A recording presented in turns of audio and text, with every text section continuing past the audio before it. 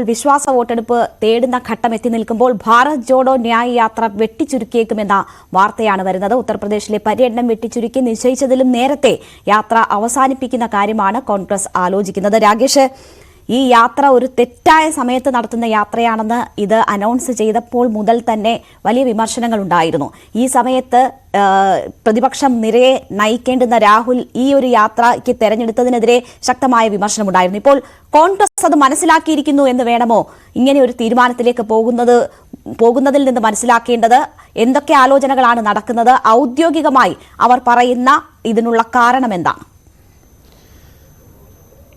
രേണുക, ജനുവരി 14 മണിപ്പൂരിൽ നിന്നാണ് ഭാരത് ജോഡോ ന്യായ് യാത്ര ആരംഭിച്ചത്. അത് മാർച്ച് 20 മുംബൈയിൽ അവസാനിക്കുന്ന രീതിയിലായിരുന്നു ഷെഡ്യൂൾ ചെയ്തിരുന്നത്.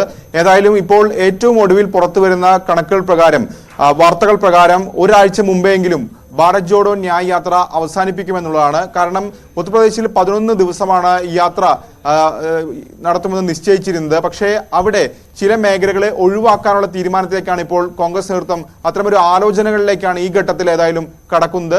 പ്രത്യേകിച്ച് പടിഞ്ഞാറൻ യുപിയിലെ ചില മേഖലകൾ, ചില ജില്ലകൾ തന്നെ ഒഴിവാക്കിക്കൊണ്ട് മധ്യപ്രദേശിലേക്ക് പ്രവേശിക്കാനുള്ള ആലോചനകളാണ് നേതൃത്വത്തിന്റെ ഭാഗത്തുനിന്ന് നടക്കുന്നത്. അത് ഏറ്റവും ശ്രദ്ധേയമായ കാര്യം, ഇന്ത്യ സഖ്യത്തിന്റെ ഭാഗമായ RLDയുടെ സ്വാധീന മേഖലയാണ് ഈ പടിഞ്ഞാറൻ യുപി എന്ന് പറയുന്നത്. അപ്പോൾ അവർ NDAയിലേക്ക് പോകുമെന്ന അഭ്യൂഹം ശക്തമായിരിക്കും, അല്ലെങ്കിൽ ഔദ്യോഗികമായ പ്രഖ്യാപനം ഉടൻ വരാനിരിക്കുകയാണ് ഇത്തരമൊരു തീരുമാനത്തിലേക്ക് എത്തുന്നത്. ഏതായാലും കോൺഗ്രസ് നേതാക്കൾ വ്യക്തമാക്കുന്നത് RLD NDAയുമായി ചർച്ചകൾ നടക്കുന്നതുമായി ഈ യാത്രയുടെ സമയം വെട്ടിച്ചുവെക്കുന്ന ബന്ധമില്ല എന്നാണ് അവർ വ്യക്തമാക്കുന്നത്.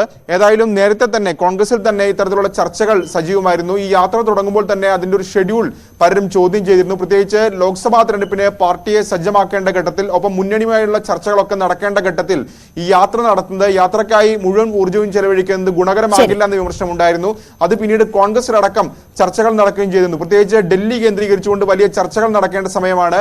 അപ്പോൾ രാഹുൽ ഗാന്ധി രാജ്യത്തിന്റെ ഒരു ഭാഗത്ത് നിന്ന് മറ്റൊരു ഭാഗത്തേക്ക് യാത്ര നടത്തുന്നത് ശരിയാണോ എന്ന ചർച്ചകൾ പോലും കോൺഗ്രസിനകത്തും ഉയരുകയും ചെയ്തിരുന്നു. മാത്രമല്ല, ഈ യാത്ര തുടങ്ങിയ ശേഷമാണ് ബീഹാറിൽ രാഷ്ട്രീയ മാറ്റം, ഭരണമാറ്റം സംഭവിച്ചത്. ഒപ്പം മമതാ ബാനർജി കോൺഗ്രസിനെ എതിർത്തുകൊണ്ട്, വിമർശിച്ചുകൊണ്ട് രംഗത്ത് വരുന്ന സാഹചര്യം ഉണ്ടായത്. അപ്പോൾ ഈ ഘട്ടത്തിലൊക്കെ രാഹുൽ ഗാന്ധി, കോൺഗ്രസിന്റെ പ്രധാനപ്പെട്ട നേതാവായ രാഹുൽ ഗാന്ധിയുടെ സാന്നിധ്യം ആവശ്യമായിരുന്നു. എന്നാൽ രാഹുൽ ഗാന്ധി യാത്രയിലായിരുന്നു. അപ്പോൾ സ്വാഭാവികമായും തെരഞ്ഞെടുപ്പ് പ്രഖ്യാപനം ഈ ഫെബ്രുവരി അവസാനമോ അല്ലെങ്കിൽ മാർച്ച് മാസം ആദ്യമോ വരും. അപ്പോഴും ഈ യാത്ര അവസാനിക്കുന്നില്ല, മാർച്ച് 20 മാത്രമാണ് അവസാനിക്കുന്നത്. ഇതുകൂടി കണക്കിലെടുത്തുകൊണ്ട് ലോക്സഭാ തെരഞ്ഞെടുപ്പിന് സജ്ജമാവുക എന്ന ലക്ഷ്യം കൂടി കണക്കിലെടുത്തുകൊണ്ട് തന്നെയാണ് ഇപ്പോൾ ഏതായാലും നിശ്ചയിച്ചതിലും ഒരാഴ്ചയ്ക്ക് നേരത്തെ ഈ യാത്ര നിർത്താനുള്ള അല്ലെങ്കിൽ അവസാനിപ്പിക്കാനുള്ള തീരുമാനത്തിലേക്ക് നേതൃത്വം എത്തിയിരിക്കുന്നത്.